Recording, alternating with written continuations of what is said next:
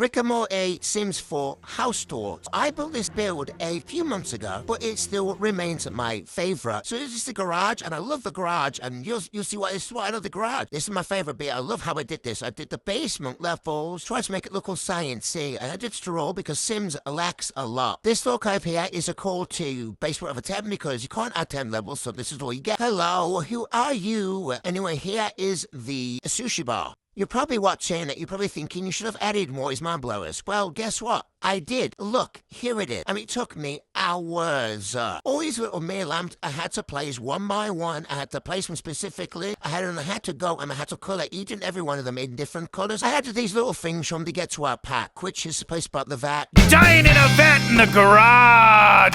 Anyway, moving on to the inside of the house. Excuse me, sir. Here where you go by, we have the hallway. And then on the stairs, nothing special. Then to our left, we have the dining room, which is actually bigger than I thought it was going to be.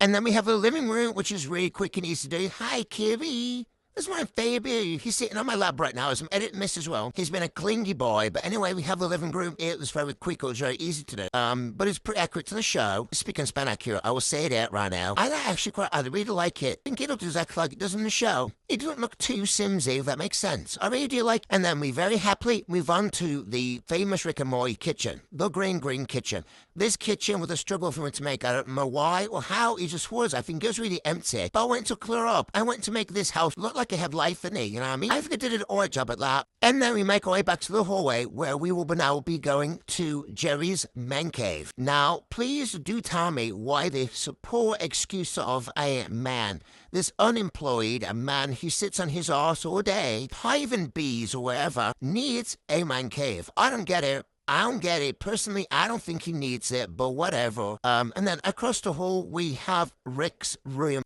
This was another one of my favorite rooms to make because it had so much personality. There was a few pictures of the room, but not a lot, so a lot of it was left up to imagination. And I decided to make it more of like a storage room with a bed in it because I feel like that's what it would be. And then at the end of the hall, we have a bathroom. Nothing too fancy, just a bathroom. Then we go upstairs. We're going to have a look at Summer's room.